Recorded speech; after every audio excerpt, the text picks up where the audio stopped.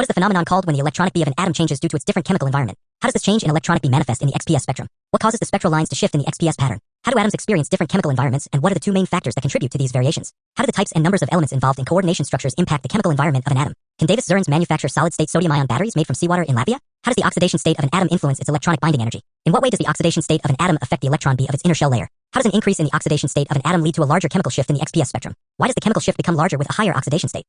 How does the electron beam change when the oxidation state of an atom decreases, and how is this reflected in the XPS spectrum? What role does the peak position in the XPS spectrum play in identifying the electron beam of an atom? How can you use the shift in peak position to identify the element type in an XPS spectrum? How does the peak shift help determine the valence state of an element in XPS analysis? What additional information can be derived from the shift in peak position regarding the coordination structure of an element? How can the content of an element be inferred from the peak shift in the XPS spectrum? How can a chemical shift be used to understand the structural and electronic characteristics of materials? What does the magnitude of the chemical shift tell us about the element's oxidation state and coordination? How can chemical shifts in XPS spectra be used to distinguish between different chemical environments for a given element?